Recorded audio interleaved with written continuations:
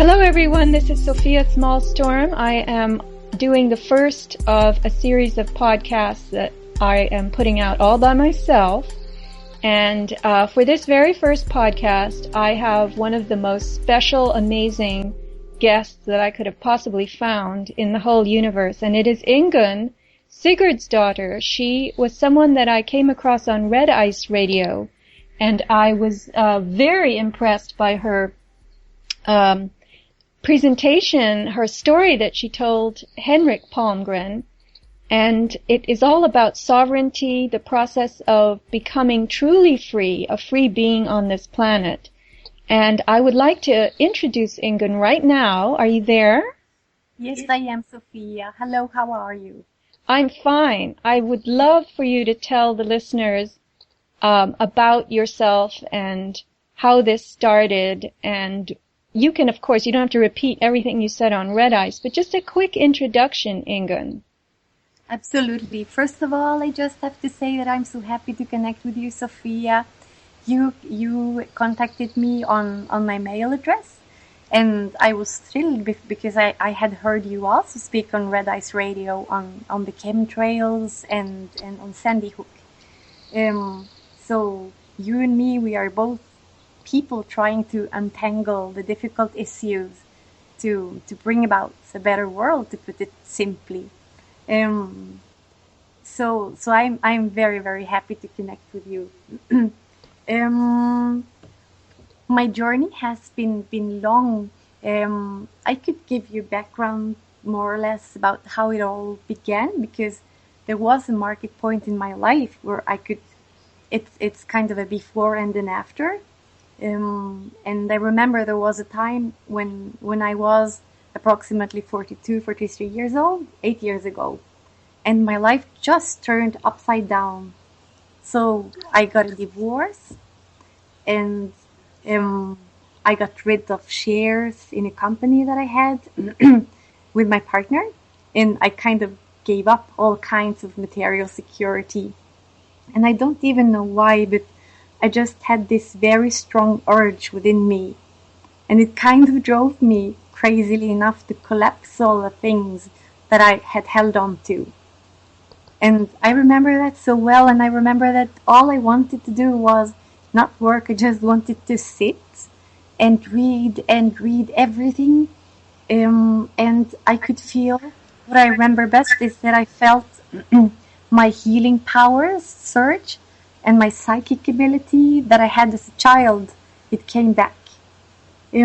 So I always had it as a kind of latent force, but I never used it. And then for some time, all I wanted to do was explore this, and I wanted to perform healings on everyone, for people.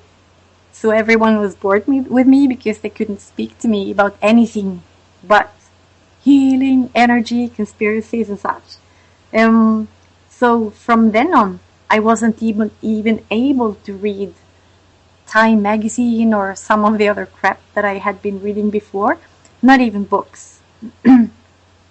And then I also simultaneously began the journey kind of down the path of conspiracies, or what the pseudo-skeptics would call conspiracies.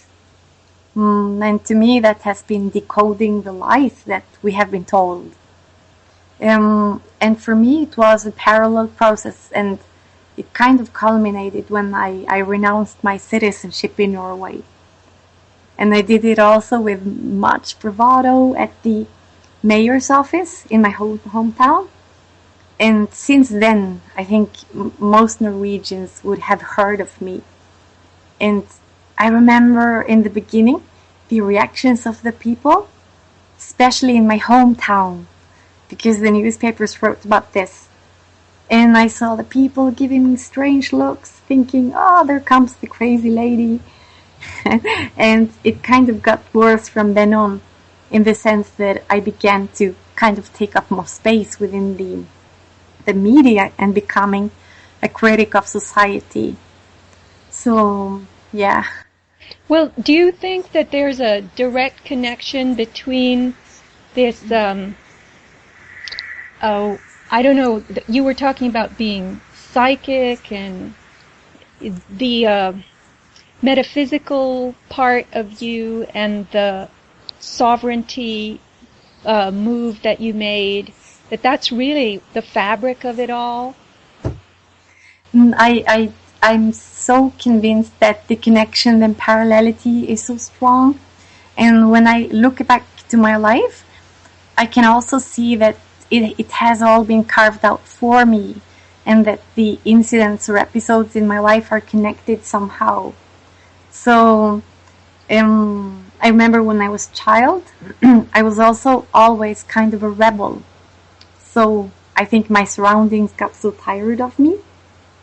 I was kind of the girl that was inquiring all the time about this and the other. And I kind of had the protest within me, or the lack of faith in authority. And to me, the journey within myself, untangling all of the layers of deception, because those are to be found within oneself, within the ego structures. When you look inside yourself, you recognize your patterns of thoughts, all of this.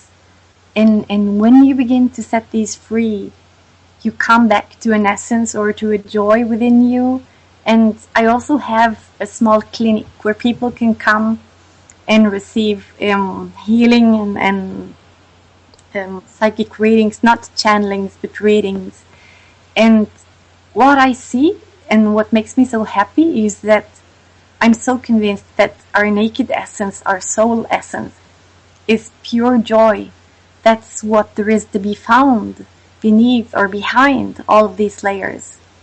So for me, what I became very much aware of was because many people, maybe that's what you basically associate with New Age, say that it's everything within you and you manifest the world as you think.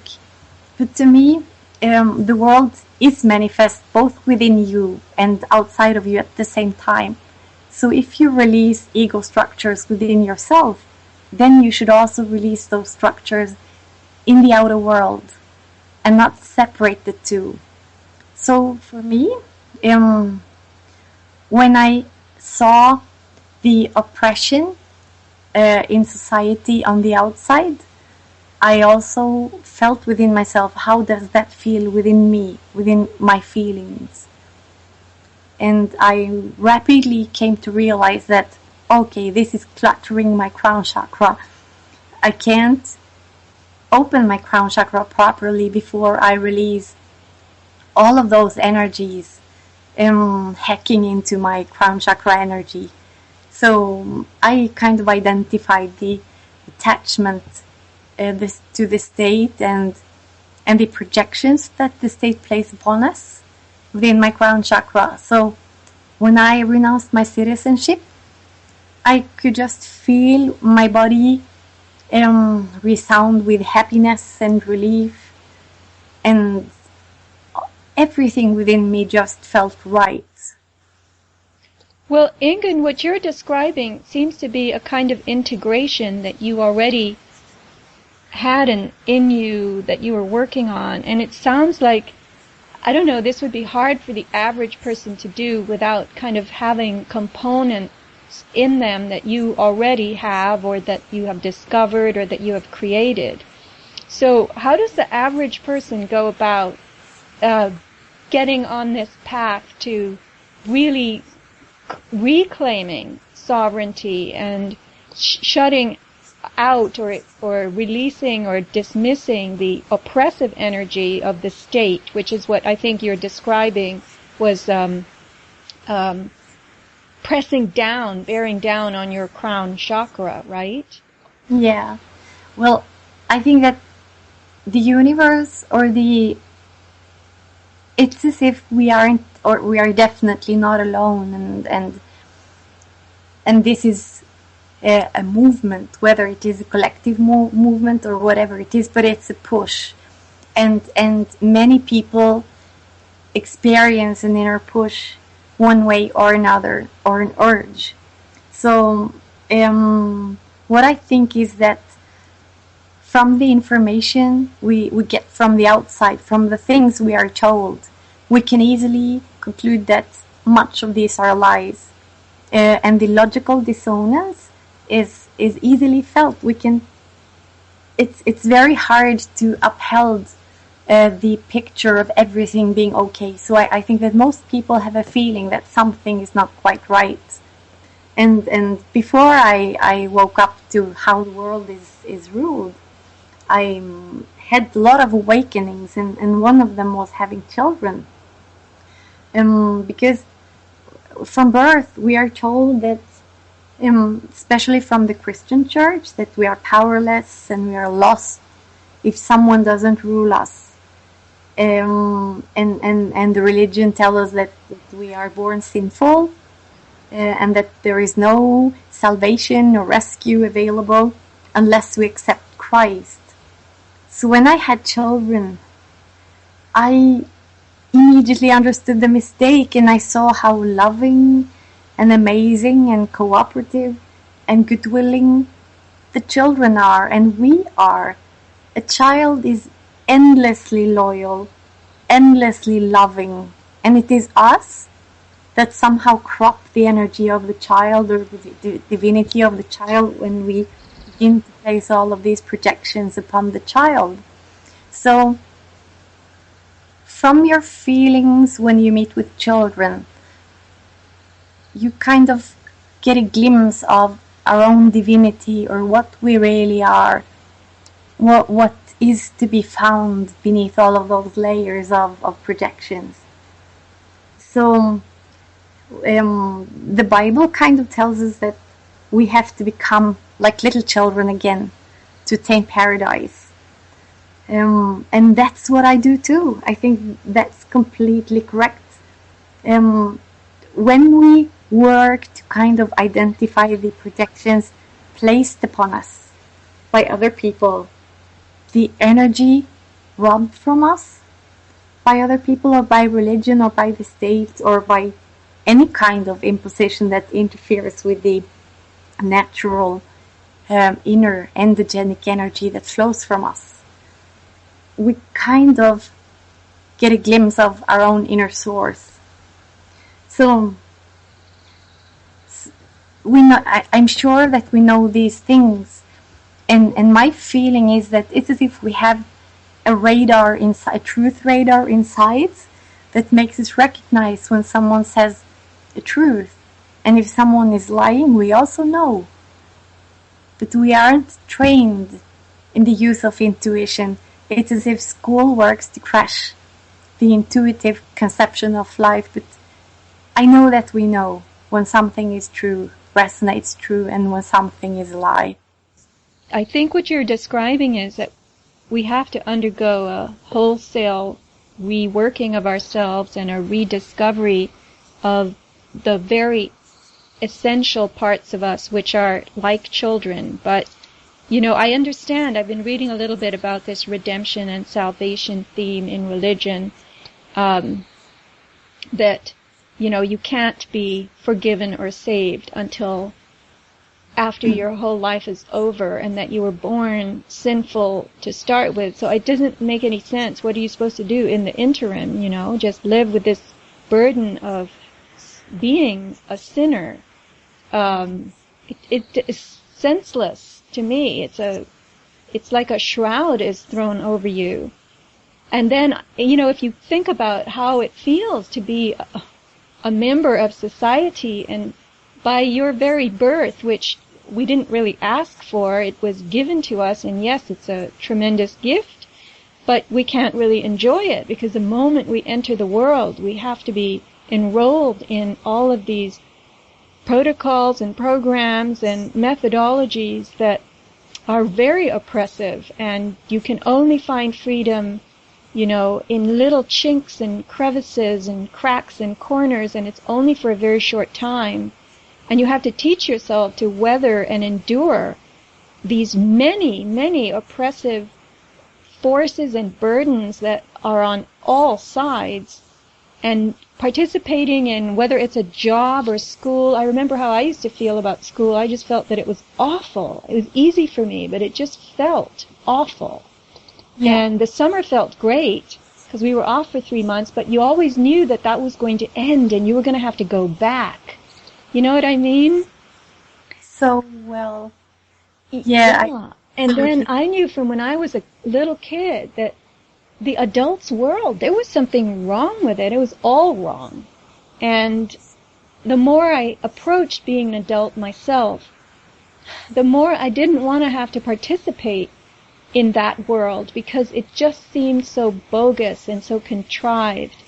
And you were supposed to be on this path of what I call contingencies now, that you have to go to school. You have no choice. You have to get good grades. You have no choice. And you get the best grades you can to get into the best college that you can. And there you have to get good grades. You have no choice because that's the way that you're going to graduate with honors and make your way into a good job, which means good money. And when you have that status surrounding you, then you can attract the attention of important people in society. You will be able to get married well. You will be able to live in the right neighborhoods and have the right kind of house and the right kind of car and then the right kind of, entry into other important and valued pathways in society. And it just seemed like this huge hellish house of cards that was all founded on, well, really just phoniness, Exactly. I think just the same way you do. And I also always felt the same thing when I was in school. I felt that something is absolutely wrong. Someone is lying to me. The main thought paradigm or matrix that we are trained within is the acceptance of an outer authority. First, it's God, that we need someone outside of us to access happiness. And then in the same way, when our focus is on the outside, it's easy to place all kinds of symbolic values, such as material things, acquaintances, fame, on the outside of us. And then discovering how real happiness bursts from within you once you retreat inside of yourself makes that house of cards really crumble. And many people, they ask me, how can you actually, or how can I be free? Don't I have to relate to this matrix that we operate within? Is that not the premise of my life? And what I then say, or what is my experience, is that the sense of freedom comes from within always. Comes from your will to act in a competent way, in responsible way, and in a loving way, and really believing with the core of your being that you are sovereign within yourself. So it's as if the main step towards freedom is to integrate within your conscious that you are actually already are free, and then behave accordingly. So this is also hard because it's a radical choice. So what I had to ask myself was, do I want to be in a contractual relationship to the state, or do I not? So, yeah, it's kind of a give and take. It's right. Yeah. But when you made that decision, you asked yourself that question. That is another that shows great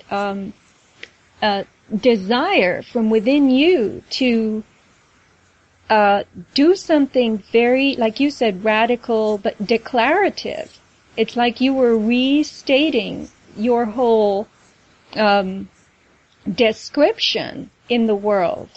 And I think there are a lot of people who might want to do all that inner work and find the true freedom from within, but they wouldn't go so far as to renounce their citizenship and go and face the government about it, Yeah. I agree with you, Sofia, but it's also it's as if you cross a bridge, because when you realize that those people uh, who masquerade as our governments uh, really is just a company, or they are corporative agents, and you are kind of enrolled in a huge scam where the banks and the governments are involved, and you see the massive corruption and suffering this causes in the world. I remember I realized that the banking system was in charge of a massive global scam, and that the corruption is endless, and that the banks are in charge of all the weapon sales, and basically most of the suffering we see. Then, on that very day, I stopped paying my mortgage, because I just realized I can't be a part of this. If I want to give my energy away to this scam any longer, I will suffer spiritually. But I know, I think that everybody can't do this, but I can kind of promote this anyhow, because it has given me, I have suffered many material losses, but it's as if when you have a higher intention with the things you do, and this is something that I've heard from Kate of Gaia, and that really made an impression on me, and I believe this to be very true. She said that you are supported from the dimension where your intention resides. And that has been my experience exactly. It's as if we are blessed, really. It's as if everything is being fixed in our lives. And what I did was I renounced my citizenship, and then I couldn't work as before, because that would be too difficult with the registrations, and nobody will employ you if you don't pay taxes and these things. So I kind of gave everything away. Also, our house is now on foreclosure. But I've never felt more happy in my life ever. And to me, I have no fear. I have experienced that Mother Earth gives me everything. The universe gives me everything. We receive gifts every day. And I never know how to be able to pay bill or get money, but I always do. I don't know how that happens, but it always happens. And I can see that magic has come into our lives in a way that it hadn't before. It's as if I blocked the magic from rushing into my life with my energies, trying to hold on to everything that I thought constituted my security. So, what I find, it's as if the universe or your soul rewards you with almost it's as if a jewel that lies within you is unwrapped when you do the right things. Your body is kind of filled with an energy of bliss and gratefulness. Now, Ingunn, if you are displaced from your house, if it is indeed in foreclosure, I mean, is that a risk that you're facing? Absolutely, it's a risk that we are facing every day, and I had to think very much before I did this, and I realized that was a necessary step for me to do. So what we hope to do is kind of to we don't do it so much for us as to establish a precedence and show with our lives an example of how to take your sovereign powers back. So we aren't fighting for our right to live in this house. We are more like peacefully surrendering the situation, knowing that Mother Earth will be the real caretaker of the land. So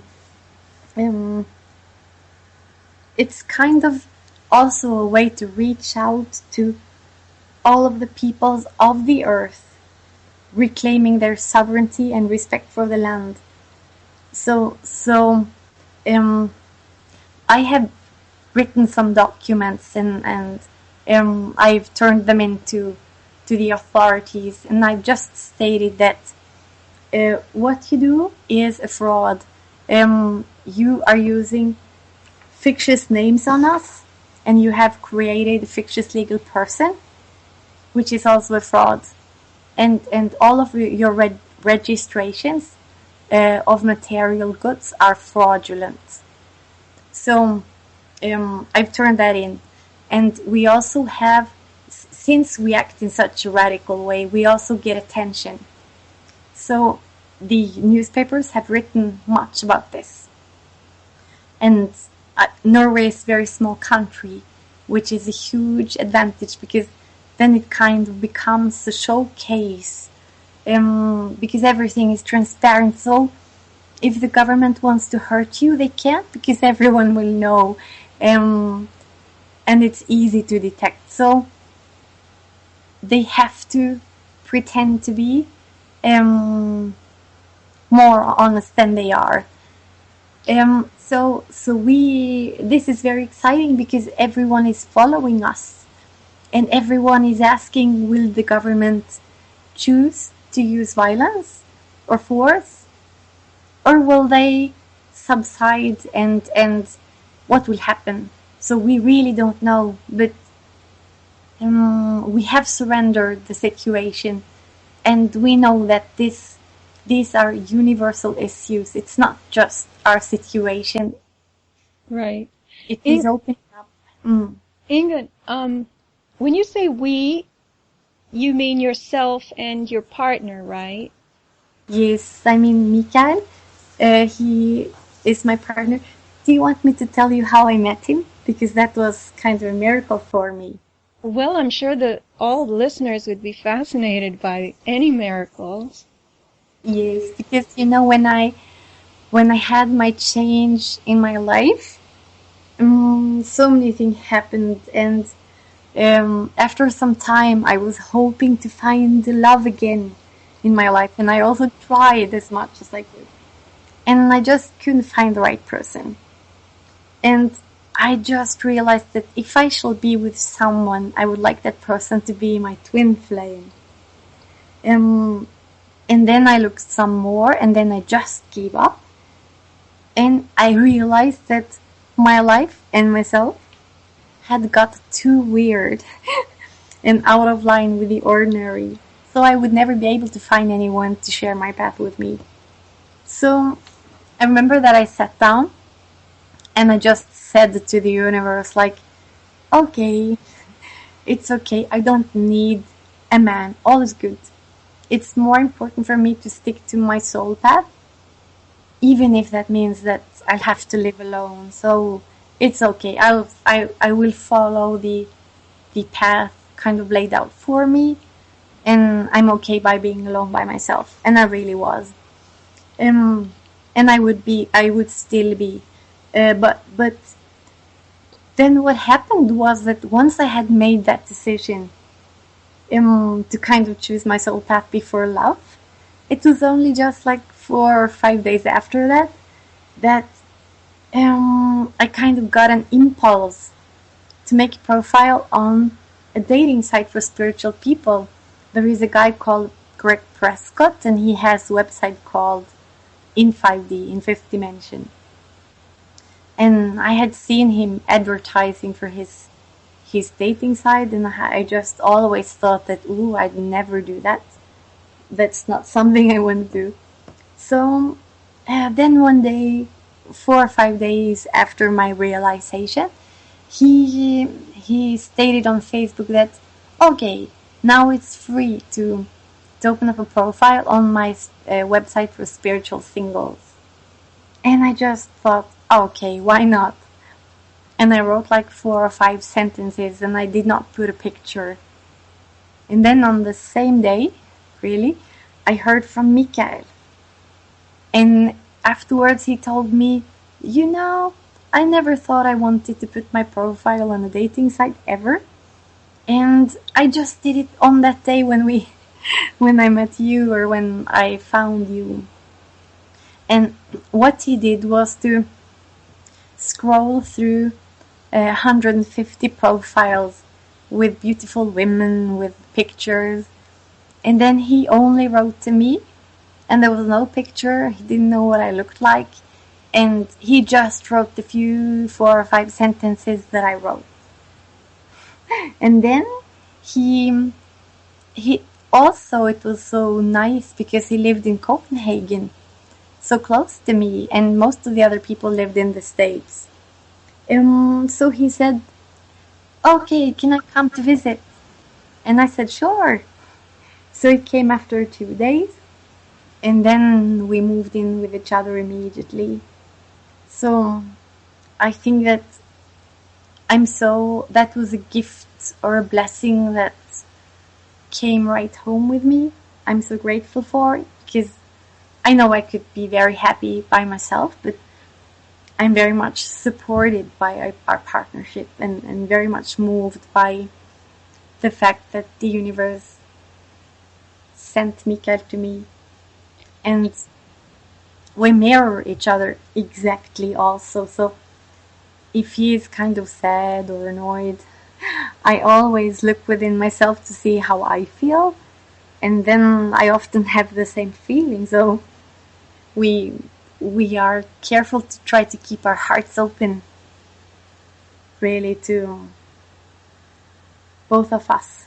So I feel that this has been an immense support for me.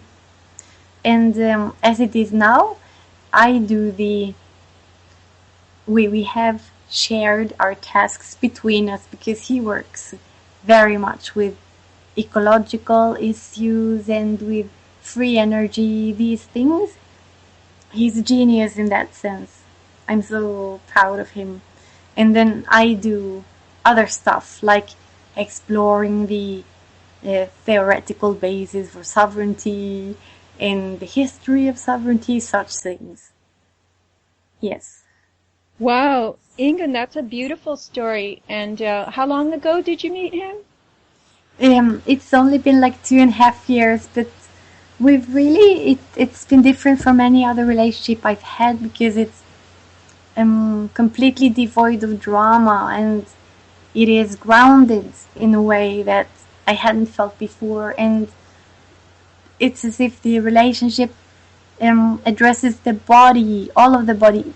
I can feel that my body, my feet, my arms, my heart, my stomach is happy to stay close to his body. So it's as if my body communicates independently with him. It's not just the romantic aspect, it's more, how to explain it, organic. It gives a feeling of an organic love. Right, there's a vibratory connection and confirmation. And as I listen to you, I think, I don't mean this in a bad way, but you have such a mix of, you're employing so many different kinds of principles and philosophies, which is really fascinating, because it gives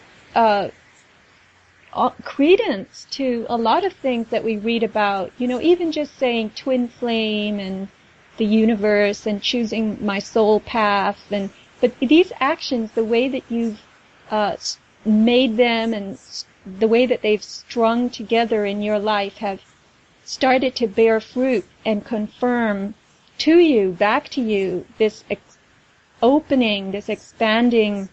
It's like a big yes, instead of the no, that oh no, that everyone else lives. You're living yes. On all fronts, even though a lot of people would observe what you've done and decided to do and what's happened to you as just terrible, terrible decisions, and to use a dating site, for instance, just so arbitrary, it wasn't really arbitrary, but opportunistically the way that you did, you and Mikael is amazing. And this shows me that the world is there for us to I don't want to say take advantage of, because that has the wrong sense, but it's not that if we choose to be who we truly are, we have to kind of retreat into this Stone Age existence. We can still do it with whatever is around us, but the whole idea of opening our lives to positive developments in the truest and biggest and deepest sense, this is what people, I think, don't recognize or don't want to try to recognize, because they perceive that it will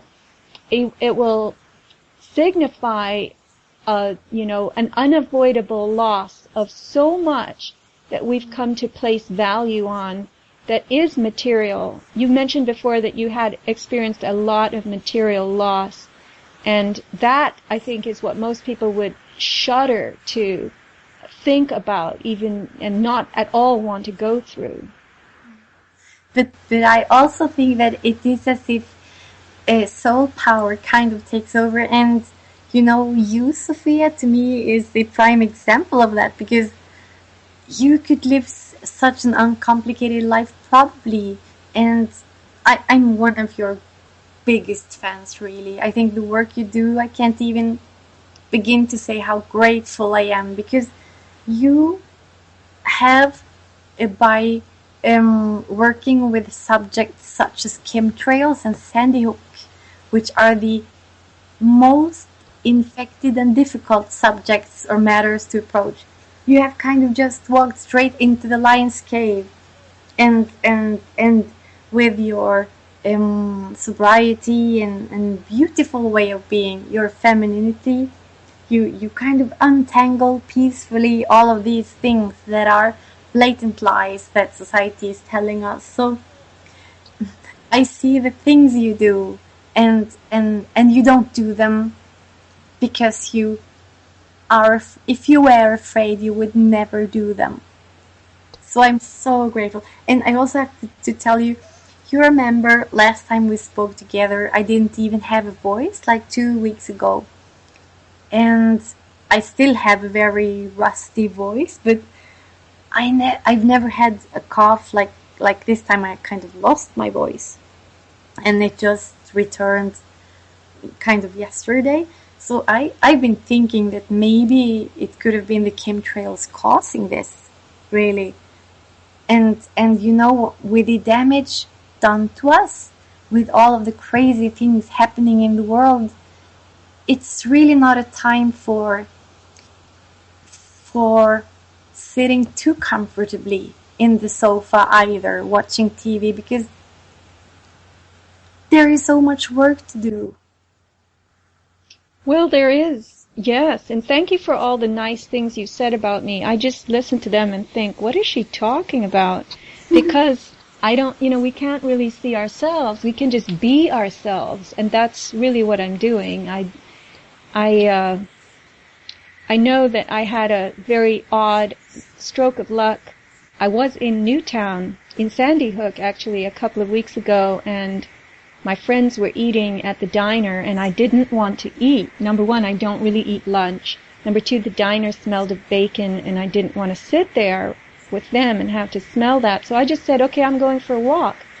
And I went to the car and got my camera, and I started to walk down the road, and I thought to myself, well, this is maybe not a good idea, Sofia Smallstorm walking around Sandy Hook by herself. But I did it anyway, and I did it kind of in a good spirit, and I walked toward the firehouse, which had been closed up just a little while prior. And what happened, there was a fireman sitting outside, and he waved to me, and he said, come on over. And I said, I can, because there were these big no trespassing signs. And he said, yes, of course. And so he invited me in for a tour, and I got this tour of the firehouse. There's now a little video called My Sandy Hook Adventure on YouTube. But it was amazing that I got in there, because I learned later that there are about 4 pictures of the inside of the firehouse that anyone has ever seen on the internet. And here I was able to take so many, and with such a nice guide. So, I was just being myself. That's all. That's where I'm going with this. And I still think, though, that you have an immense amount of courage, that you've attained a shift that most people haven't. Even I have not even close to that, but it's something to consider, and you told me on the phone or on Skype earlier that you had done a lot of internal work. And I can see from just this discussion the nature of that work, and in a way how far removed it is from most people. But I wish there were, a million of you and your partner out there modeling for us. But maybe all we need is one, you and he, one pair. So that's it, I'm very proud of you. I'm very proud to be able to interview you and hear more about this and offer it to other people. Thank you, Sophie. I'm so happy you say that. Can I just say something more? Not so much. Because you see, it's very easy to categorize us and think that, okay, that's that kind of people and those are belonging to another segment than myself. But from my childhood, I grew up with a father and mother who are kind of situated on the opposite side of the scale when it comes to conviction. Those were kind of the parents that I chose for myself that could give me an appropriate challenge in life and limitations enough so that I just had to rebel. And to them it has been the same also source of tremendous growth to have such a rebelling child. But my father, he represents the exact opposite of my views. He's a minister in church and he has very orthodox views on Christianity and morality, and he defends Israel at all costs. And to me, my dad is the most compassionate and nice person that I know, and I love him so much. And the difference in opinion between us, it's as if it's just outer varnish, because when you connect with the heart, that's where we meet, not through the words. Yeah, and as long as you can do that and you acknowledge that, but even that is unusual, because so many people would, if they had a father who's diametrically opposed to their beliefs, they would just dismiss and write off and walk off in the other direction and create a barrier, a divide. But you're a really different person, Ingunn, and I'm just happy that I get to talk to you. So I know it sounds kind of dumb, but, I was going to ask you about the whole aspect of mental illness. What if the state decides that you and the behavior that you and your partner are showing constitutes mental illness? Mm. And they try to put that label on you if they haven't already done it? Because that's one of the preferred methods of the state. Actually, it's kind of the modus operandi that we've seen in very many cases that they use towards dissidents or critics of the state. But we are so protected by the fact that we can publish our views freely on the free platforms on the internet like Facebook. So we are very careful to remain inside the eye of the hurricane, where we're always seen. And I'm always also very careful to promote a very peaceful message to the world. So my message is one of peace and one of compassion and one of love. So what we have said to the state or to anyone who wants to listen is that we would like to bridge the gap, not to widen the gap. Becoming sovereign is just a necessary position to regain the sanity of the soul, really, the opposite of mental illness. We've never felt freer or more capable mentally than we now do. And then when you have assumed a neutral and peaceful position like this, it's very easy to feel compassion and to feel and understanding. So I just wrote to the mayor of my city today, and I said, would you like to come visit me at my home? And we have also offered to do voluntary work for society, because society isn't the state or the frames that we are placed within, but it is the meetings between people. It is us. We are the society. We are brothers and sisters, really. And there are many movements that I love. Maybe you've heard of the Ubuntu movement in South Africa with Michael Tellinger, where he promotes contributionism, where you abolish the use of money and you create small communities, villages, where you exchange the services on equal footing, and you build community from beneath, erasing or eroding the structures that we've been led to believe that hold society together, because it is we the people that hold society together. It's not the fake, corrupt, fraudulent, so-called legal structures, because these structures are anything but lawful or legal or whatever you want to call it. So the lawfulness kind of resides in the hearts of the real people, and becoming a bridge rather than something that divides. That's where we have chosen to go. Yes, it sounds like you're doing it. It's showing up in your lives. It's supporting you as much as you're supporting it, which I think is fabulous. When you say you're willing to do volunteer work, I was thinking about where, because there are so many institutions and organizations and protocols and programs and ways of doing things around us that are actually all part of the state's, evil destruction of us. And so to really volunteer, you have to volunteer in different ways than that, and very creatively. And it's almost like we, the people, have to create other forms of sharing and caring than those that have been set up for us to be a part of, like volunteering at the hospital. That's where a lot of people go to volunteer. And what I just want to get this little image in, I picture society as kind of a pyramid with the people who skim the cream and get all the benefit at the top, and the rest of us are stacked in these layers underneath them, and we're working, contributing, and each of us is a money maker, but through our taxes, the way we invest, the way we're bled, the way we have to pay for all these services, like the garbage and the sewer system and everything else.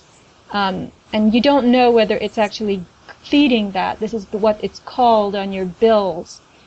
But we are holding the whole thing up.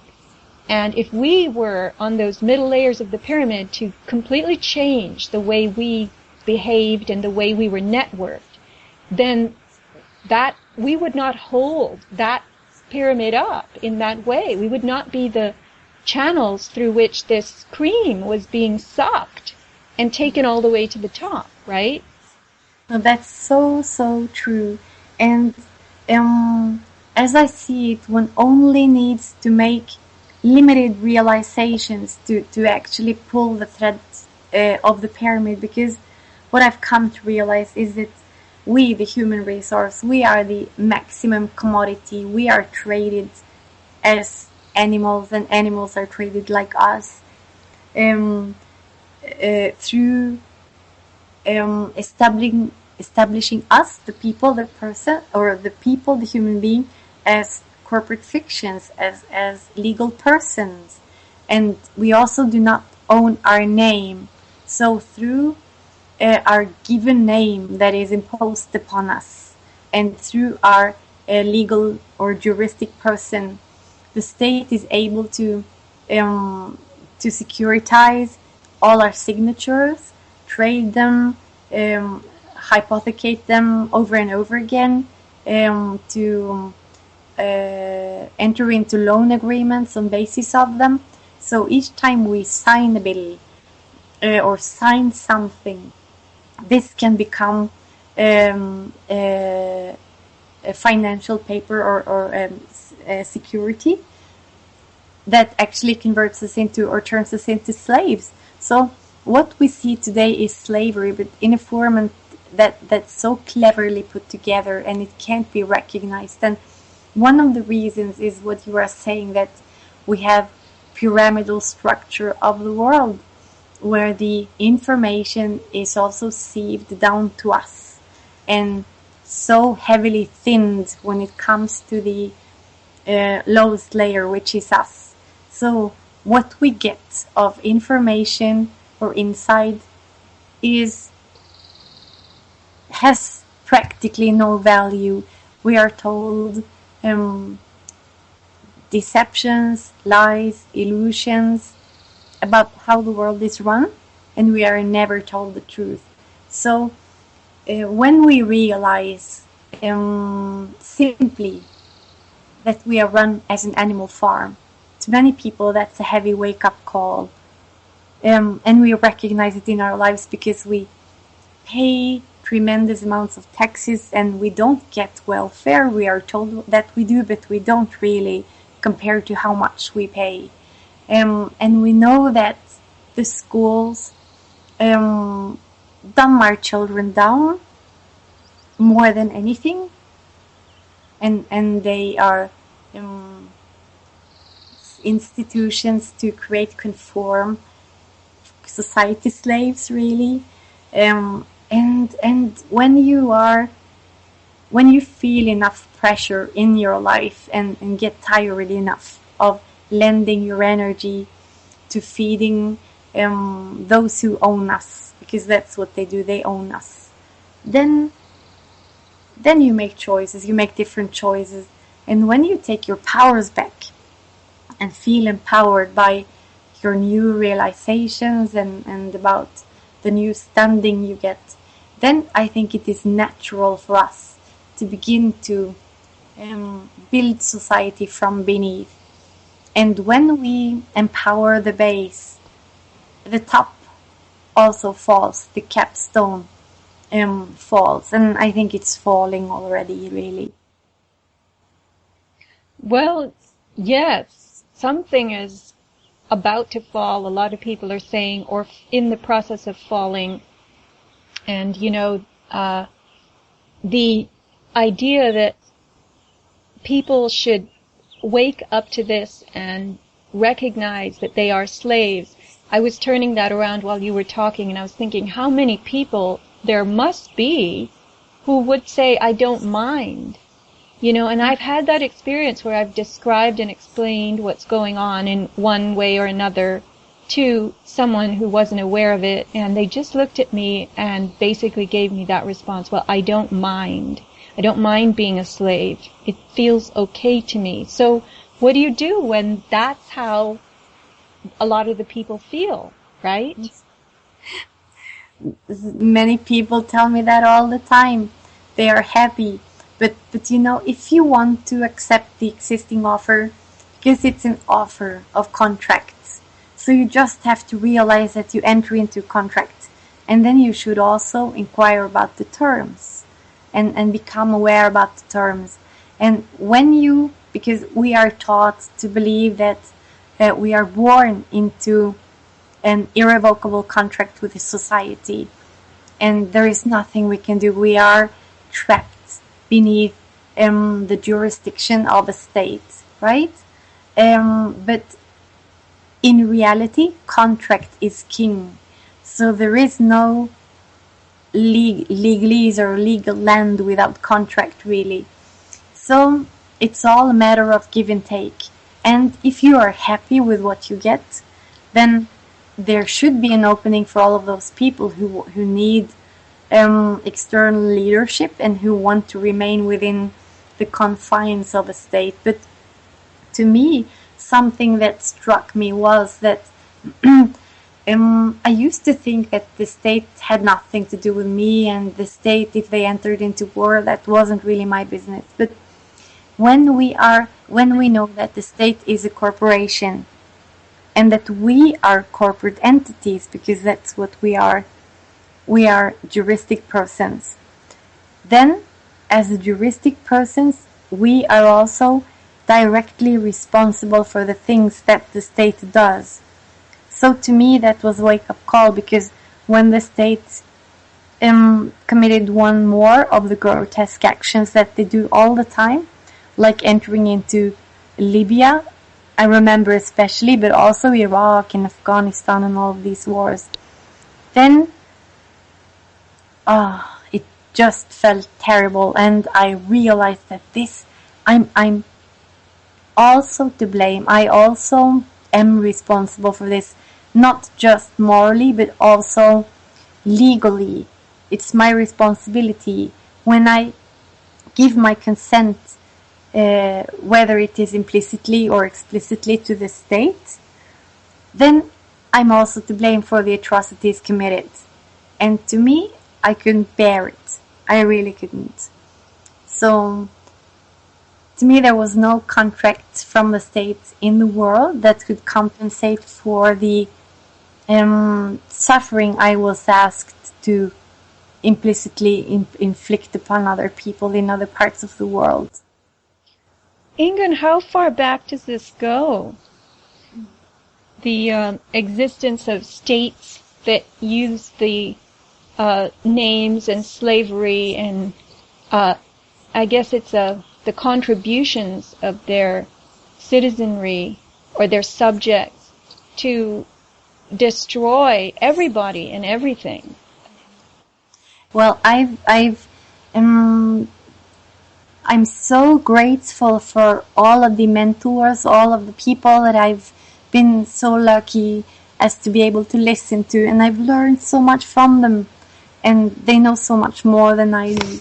So Jordan Maxwell and Santos Bonacci are among them, Kate of Gaia also, and I would recommend that everyone goes to these sources of immense knowledge.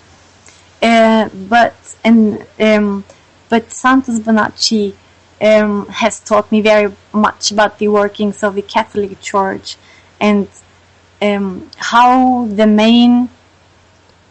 one of the main objectives for the Church always has been to capture souls, really. So we need to understand that, because we think of us as living within a physical realm always, and we disregard that there might be an invisible realm too.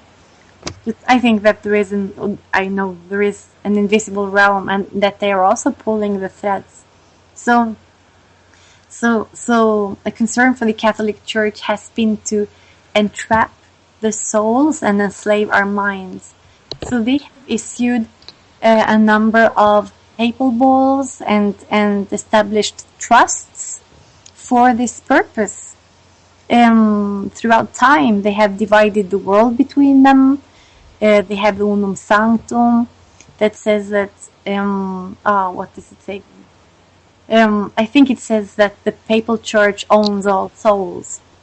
And I've always thought that this ecclesiastical law was outdated and not relevant any longer. But much to my surprise, ecclesiastical law still rules the legal world, or the legal, what we call civil law, much of it, and that it's an admiralty law, especially, and it runs our lives.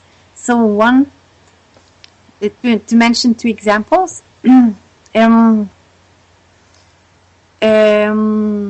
if we own something, we only think we own it, but we don't really, because our house is owned by split title. So the title to what we think is owned is actually split into We have a loyal title, and the other one I think is legal title. And we only have the position as tenants on our land.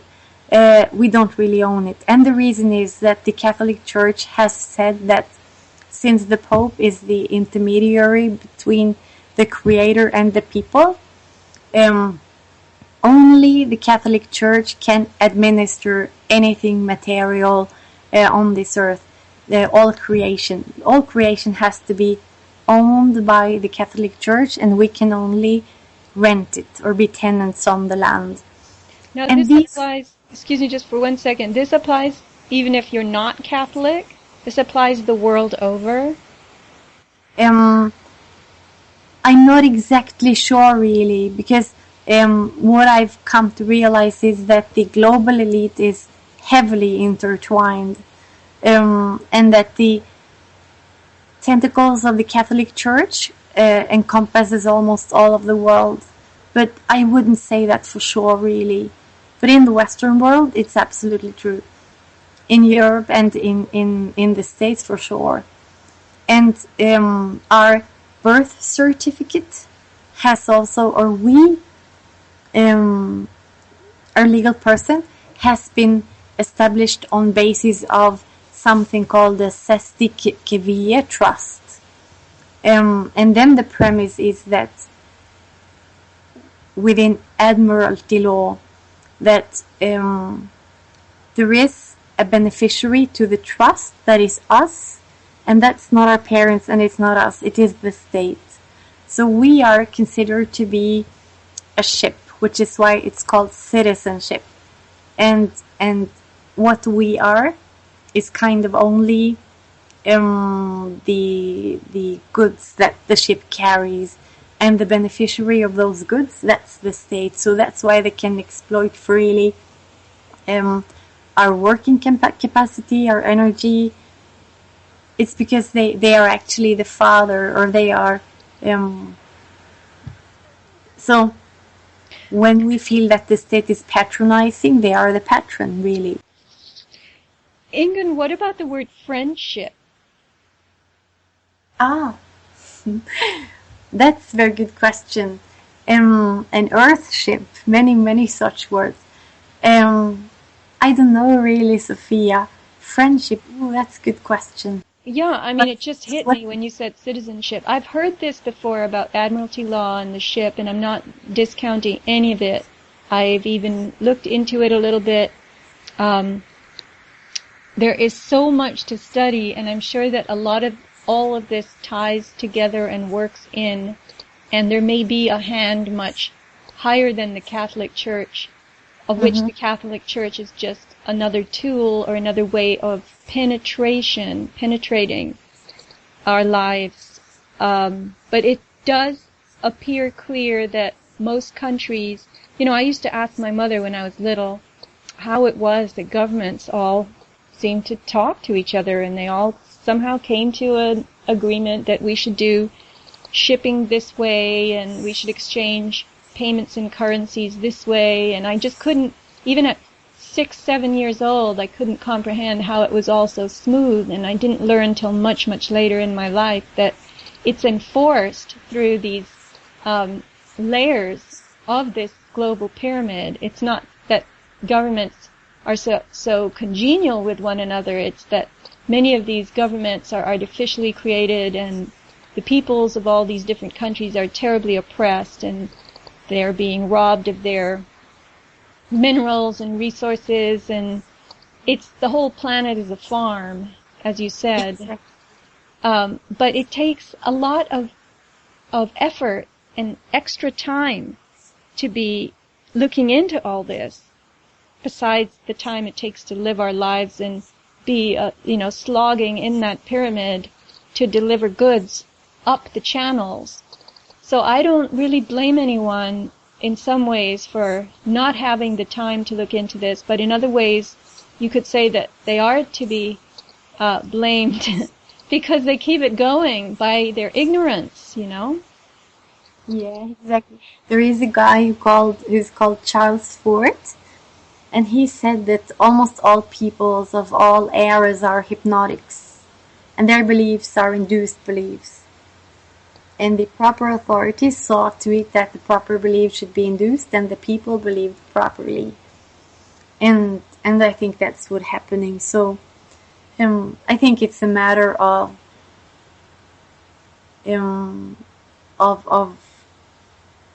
what you meet within yourself, or the possibility that you have for introversion, because we are absolutely encouraged to be extrovert, or to focus our energy on the outside all the time, by television or in any other way, all kinds of all distraction.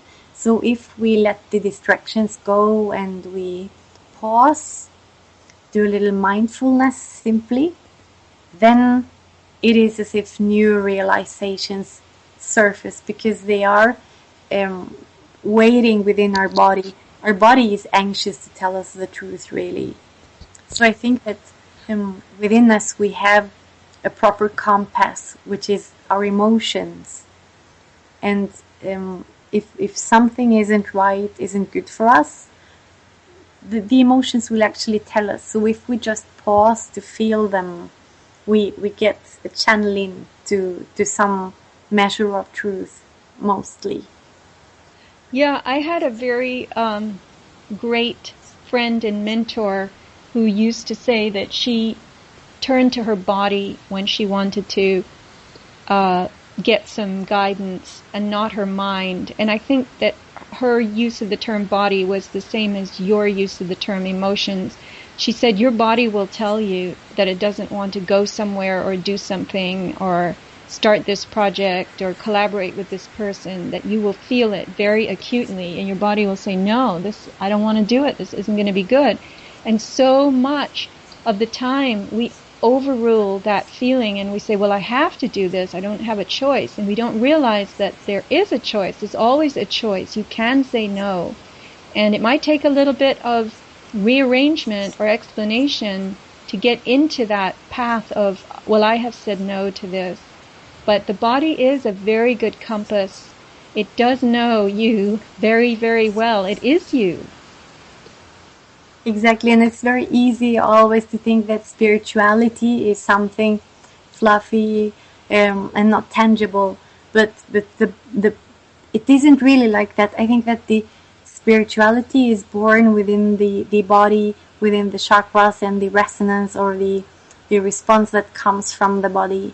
So if we focus on the bodily response, that's a very, very easy way to access the deeper levels of who we are. Yeah, and that's your current priority, it looks like. I've been thinking about some of the other things that you said on Red Ice, and not that I want to make this the same interview, but you were talking also, because Henrik is Scandinavian, and I did live in Scandinavia at one time when I was much younger. But the Scandinavian countries have been kind of the template for the socialist remaking of society, and people there are very agreeable and friendly, and it's not as rife with so much expressed bad behavior as this American society is, you could say. But Henrik has interviewed a number of people on the culture that is modeled and displayed and demonstrated in Sweden and Norway and Denmark. And could you say a little bit about that, maybe? Because it's so confusing, because Henrik, I think it says it's tyranny by a velvet glove, or you can't feel it really, because it's so subtle. Yeah. And therefore it's also more oppressing, because you can't exactly pinpoint what is wrong, but you have this unease or feeling within you all the time that something isn't quite right. And then when you begin to dig, you find that the levels of corruption and of darkness are unimaginable, really. And my view is that we have been at the forefront of social control, as laid out by the Fabian Society, the Tavistock, so, and that there has been a very pronounced plan, actually, or conscious plan to manipulate us through schools, through medication, through propaganda, in order just to make us be the guardians of each other, so that we can applaud our own slavery. So the state kind of poses as our benefactor, but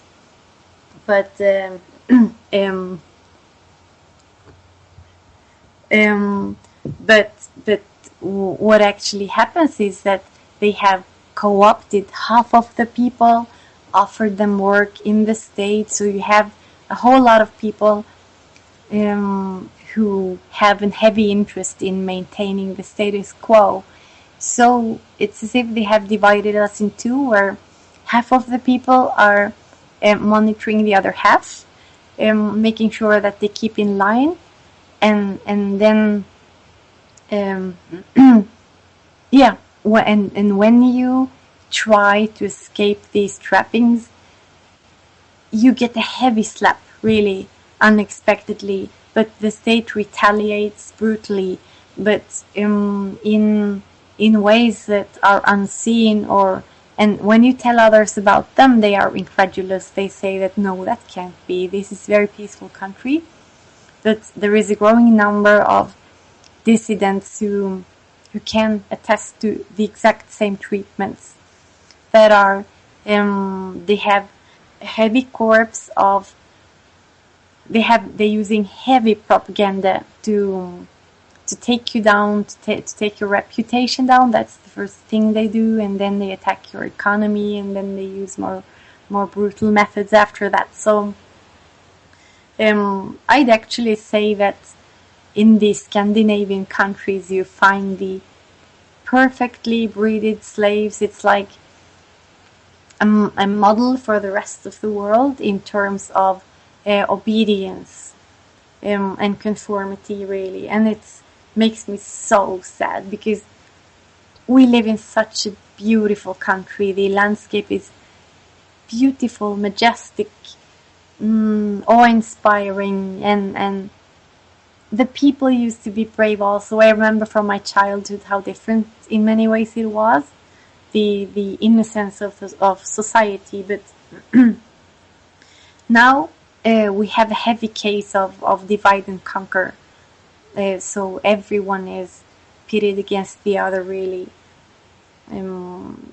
Pit the slaves out against one another and create controversy around subjects such as immigration and sexuality, and then the slaves have something to direct their attention towards. Right, I know what you mean about the government being a major employer. It's the same here. In fact, technically the government is the only employer, but that's another issue. I'm using the word loosely, but when you work for the government and you start policing everybody else, you do have to act in your own self-interest. If you want to survive, then your job is to police other people. So that's a perfect way to split the society. But the other thing that I wondered about, because this was starting when I was in Sweden, heavy use of drugs and alcohol. They offer that to the public as a way to self-medicate and get out of the, oppressive feeling. Would you say that continues? I'm not sure. I hadn't thought about that in terms of drug abuse and such, but they have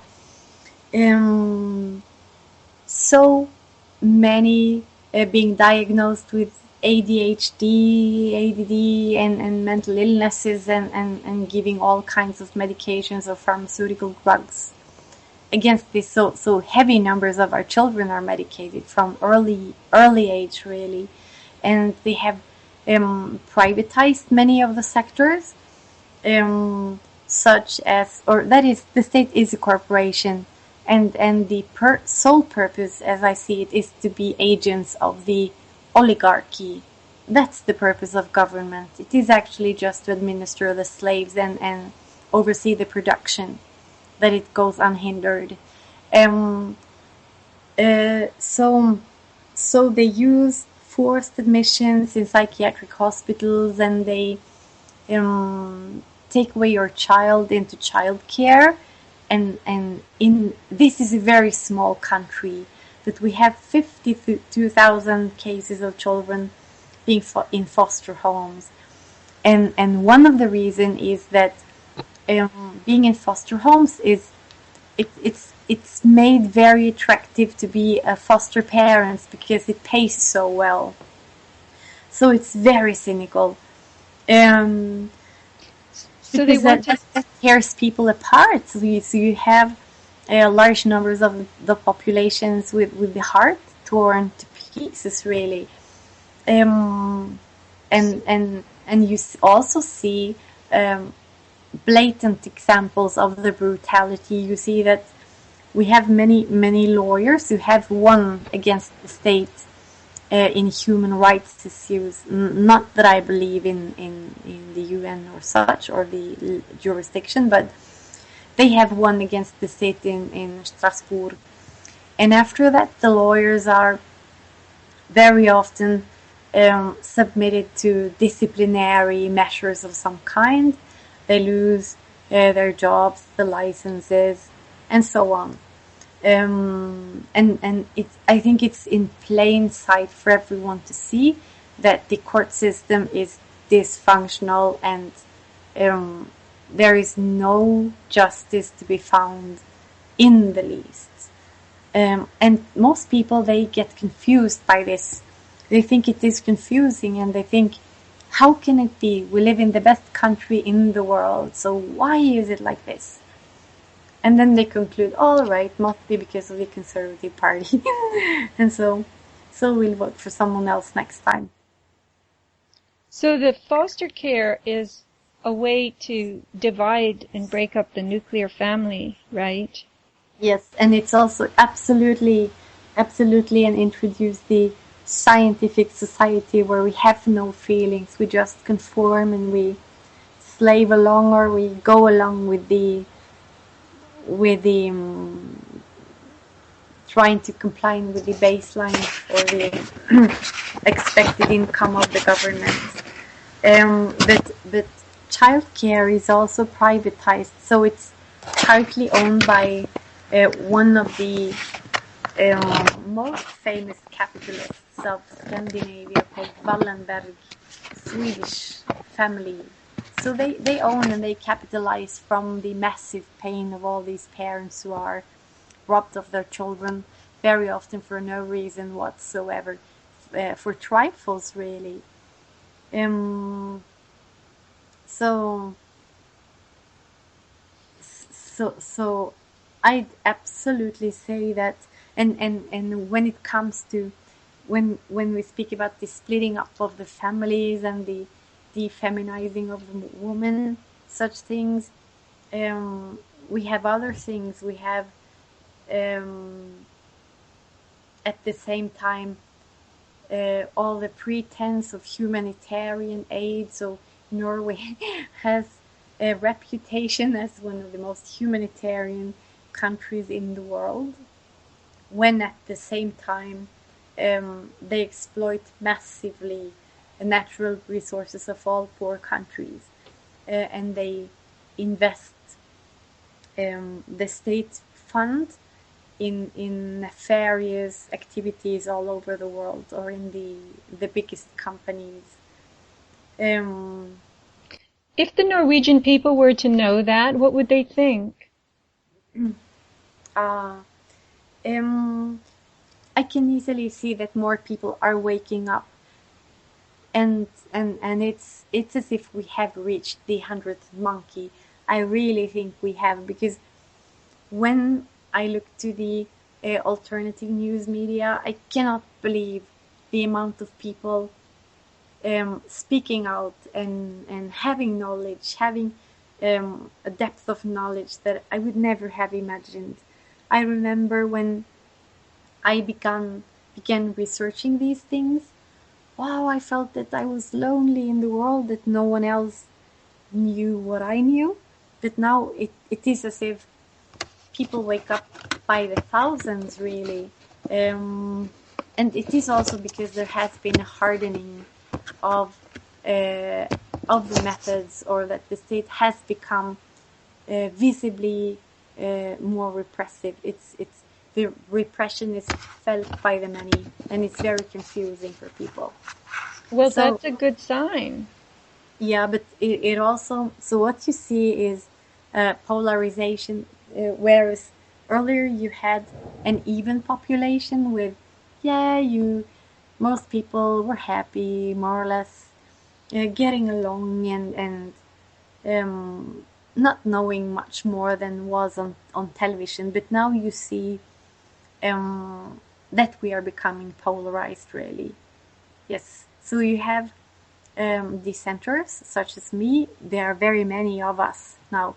And then you have the others who feel threatened and to hold on with their lives to their positions, and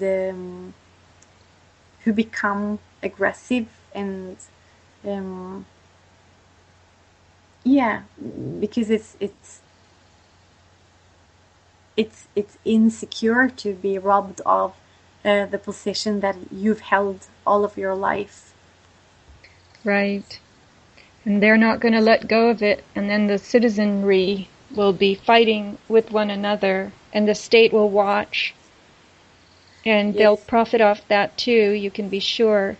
Ingunn, I wanted to ask you about the spring rolls, if you will talk about your spring rolls. Yes, I can, because when I became a sovereign, I needed to live, something to live, or some source of income, because I used to have a fairly good income before, but I gave that up, and I had to take other jobs that were not registered by the state. So I do cleaning houses and such things now, and I give clairvoyant readings and healings that I love. I really love it. And then I also occasionally cook, and there was one episode I was announcing on Facebook that I was making spring rolls, and you can't do that without the FDA coming to hunt you down. Even if you make them from your house, from your kitchen, and sell on a very small scale, the FDA will come immediately, and you should register, and you should so and so.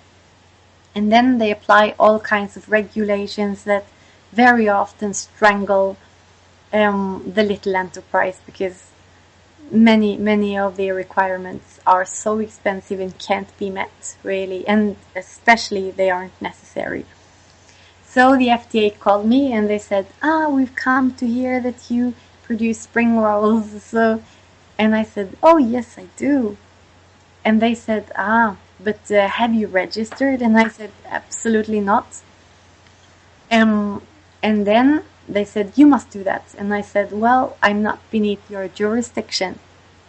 And then after some time, they showed up at my door, 2 women, and they said, we have come from the FDA to inspect your kitchen. And I said, oh, nice to meet you, but no inspection will take place. And then they had to leave again. And I was kind of curious to see how they would kind of charge the gun next time. So they came back with a police officer, and the police, and they knocked on my door again, and I opened up.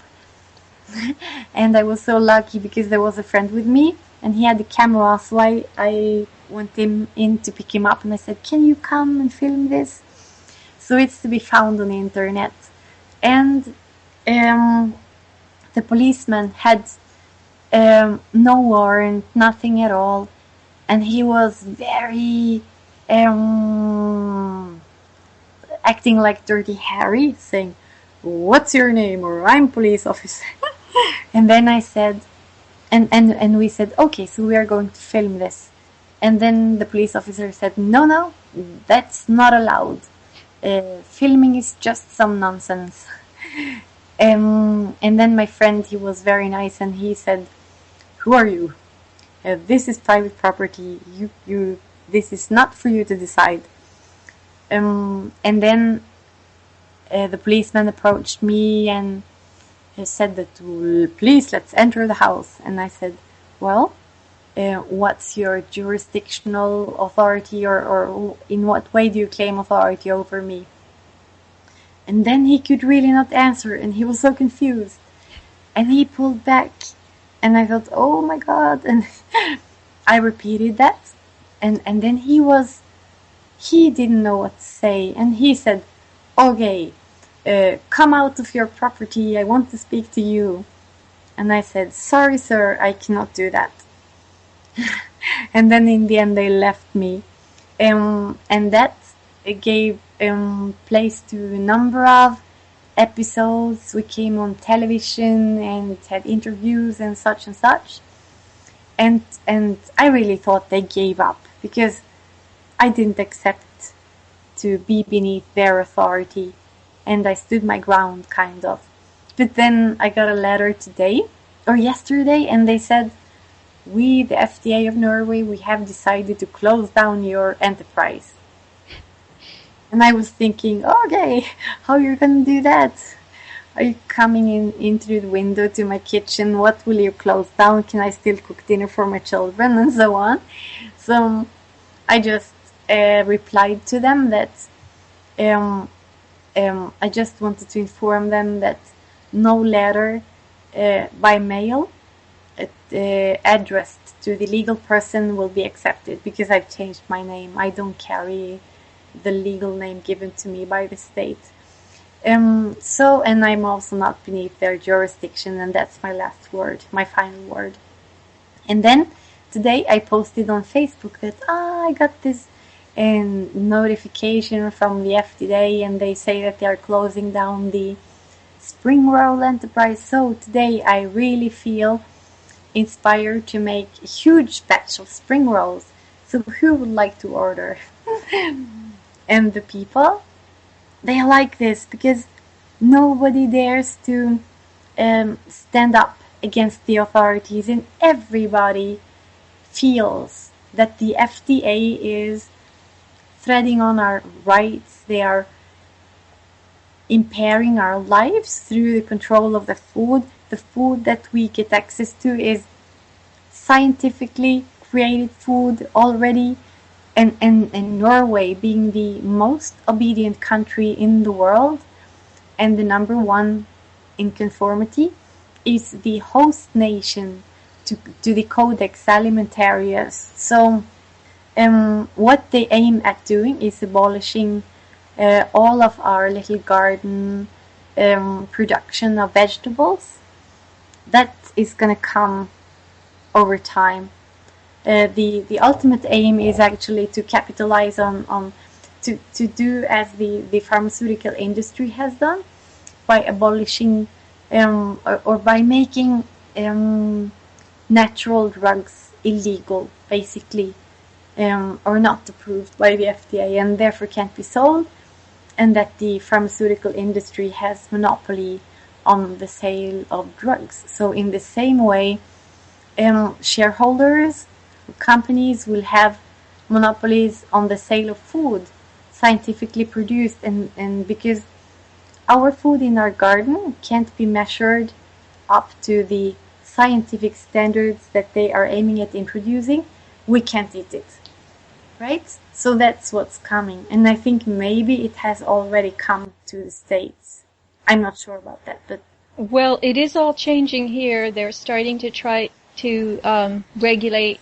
For instance, if you have an organic garden, you can't give, they're trying this. I don't know that they have enforced it, but you can't give your tomatoes or your zucchini squash or whatever you're growing to your neighbor, because it's not, you're not using pesticides. So it's the same principle that they're using with vaccinations. If you're not vaccinating your child, then he's endangering the other children. And the same with the non-pesticided food. This is being explained as dangerous. Your garden without pesticides is dangerous to everybody else's. Mm-hmm. So, like, as though pests will congregate there, you know, and then they'll start overrunning the town. But they have started to pass all kinds of bills in the House of Representatives that aren't really, they're being kind of tucked away. They're not really being enforced per se, but the substructure or the structure is being put in place.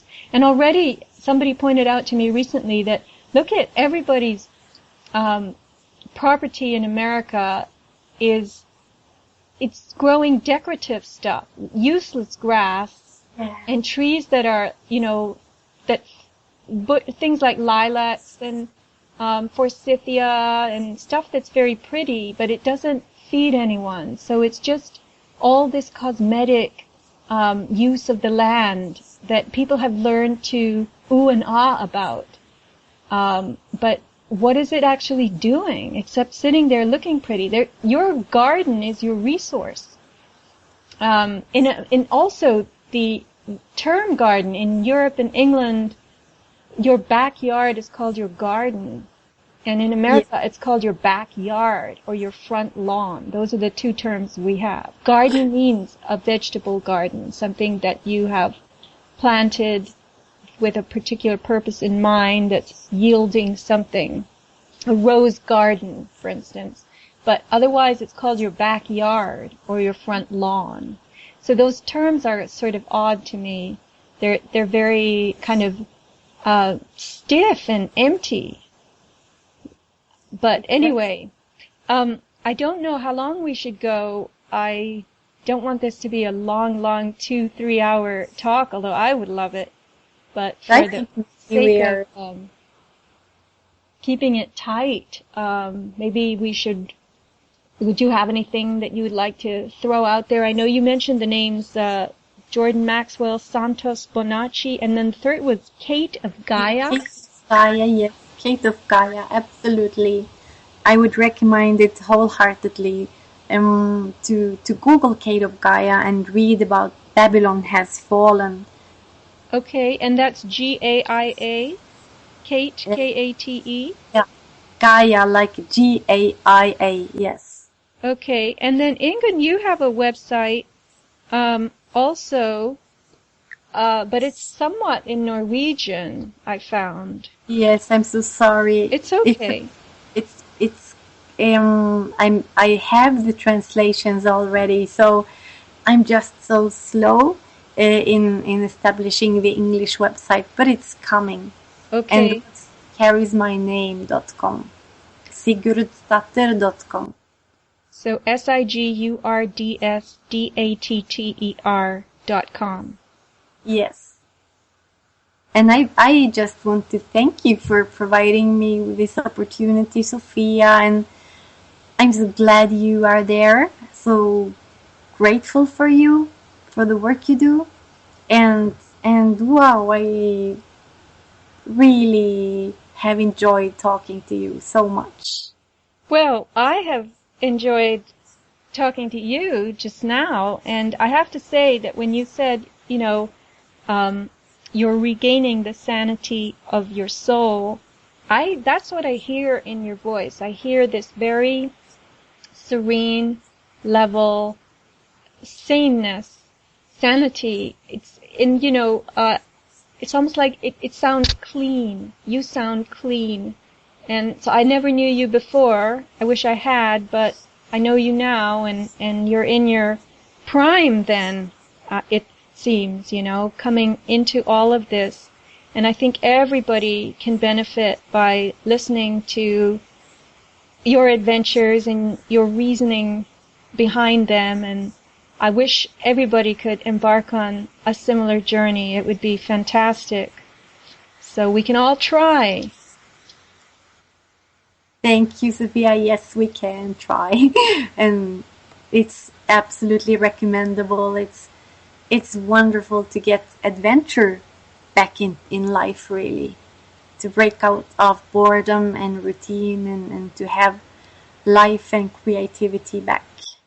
Right, and I think also when you don't try to plan everything by the formulas that we've been taught that are so stratified and suffocating, and they strip us. Ultimately, anything that we plan, we have to put a piece aside for the Uber planners, you know? Yeah. And it's better to just, I think, do it in this free way and see what happens, see how it comes together, because you're really being yourself and you finally set foot in that river, the river of you. I'll let those beautiful words of yours maybe conclude our conversation, because you put it so well. Right. So, Ingunn, if my podcasts work out, as I do hope they will, I want you to come back and back and back again and give us new reports, and maybe there will be more and more people who will be doing all this. So thank you from the bottom of my heart, and I hope everybody has just expanded by listening. Thank you.